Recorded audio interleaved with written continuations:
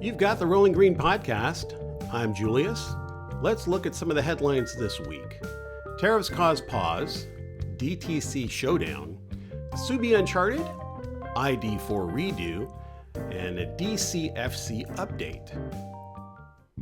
Tariffs cause pause. Two automakers state tariffs as the reason for having to delay or pause production on new electric vehicles. JLR delays the Range Rover. The Guardian reports that Jaguar Land Rover is delaying the release of its highly anticipated Range Rover electric SUV. Production was set to commence in Q4 2025, but customers have been informed that production of the new EV will be pushed back into next year. Also expected to start production next year is the all-electric Range Rover Velar. JLR reports the cause of the delay is directly related to tariffs imposed by the U.S.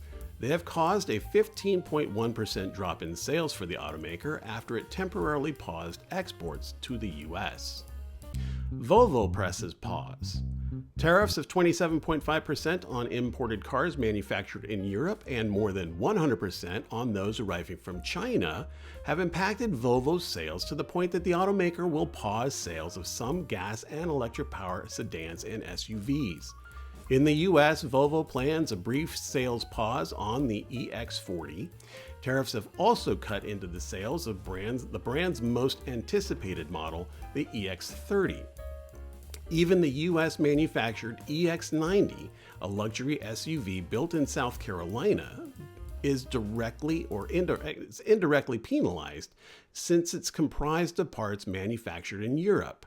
These parts are subject to a 25% tariff. Showdown at the DTC Corral. State franchise laws prevent automakers from selling direct to consumer. These laws are being called into question by an automotive trade group and an automaker who has yet to launch a single vehicle. As reported by Ward's Auto, the Alliance for Automotive Innovation is seeking to have the U.S. Department of Justice determine if franchise dealer laws stifle competition. Scout Motors, a subsidiary of Volkswagen Group, is seeking to have the DOJ eliminate state franchise law. The National Auto Dealer Association, also known as NADA, a national lobbying group representing some of the largest auto dealer networks in the U.S., considers the inquiries to be, and I quote, a direct attack on franchise law, end quote. Like Tesla before it, Scout Motors plans to sell their trucks and SUVs using a direct-to-consumer business model. Also like Tesla, dealer franchise laws prevent this in many U.S. states. According to Ward's, Scout Motors submitted their letter to the DOJ Anti-Competitive Regulations Task Force. Subie Uncharted. On Thursday, Subaru announced the reveal of its latest EV model, the 2026 Subaru Uncharted EV. The Uncharted will soon join the recently announced Trailseeker and the refreshed Solterra EVs. With the Uncharted, Subaru is directly targeting Hyundai and Kia, as the Hyundai Kona EV and the Kia Niro EV are specifically called out in the press release by name.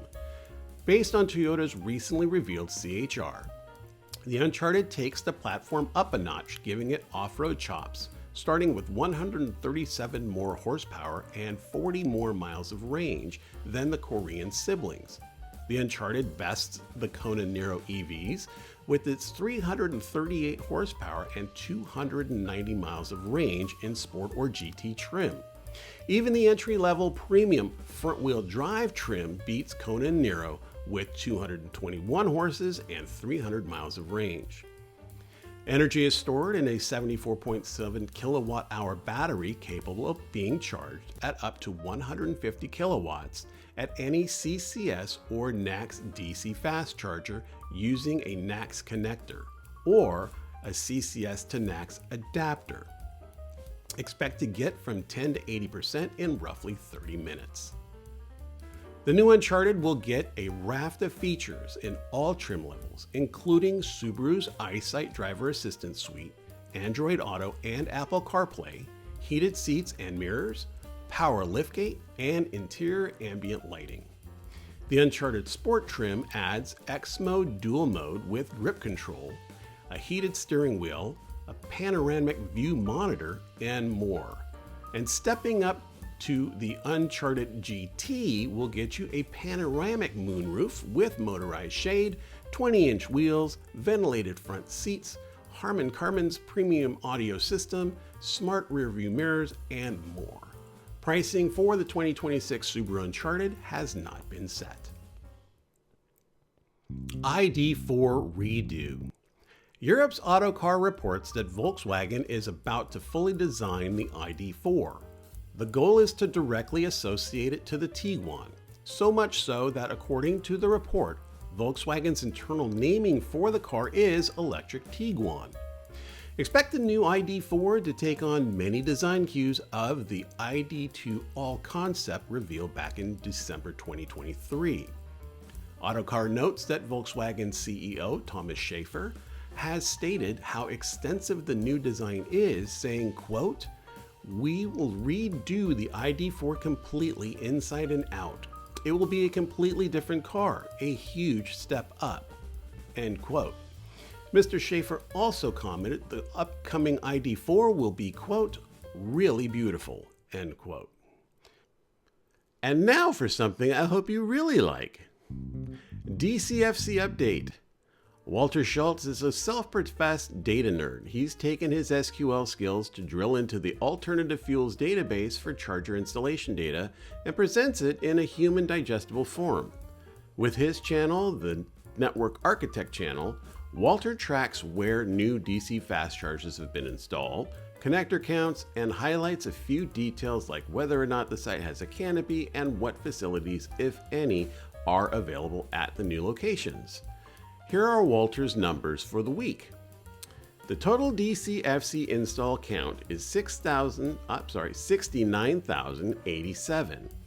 Now, the quantity of DCFCs installed last week by vendor are: Iona has installed 2, Red E has installed 6, BP Pulse has 4 new locations, Tesla 3, Electrify America has planted 3 more stalls, ChargePoint with 21 new locations, EVgo's got 2 more locations, the Rivian network has expanded by 1, Francis Energy has added 2, and Joule has added 46 stalls. And there's some information that you'll find on Walter's channel that explains this. These are mostly in Ontario, and he's got some details as to what the story is behind those. Visit the Network Architect channel on YouTube for all those details. That's the news for this week. Green Car Geek News is published weekly-ish on the Rolling Green Podcast. You can subscribe to the Rolling Green Podcast on Substack at Green Car Geek, Apple Podcasts, YouTube, and Spotify.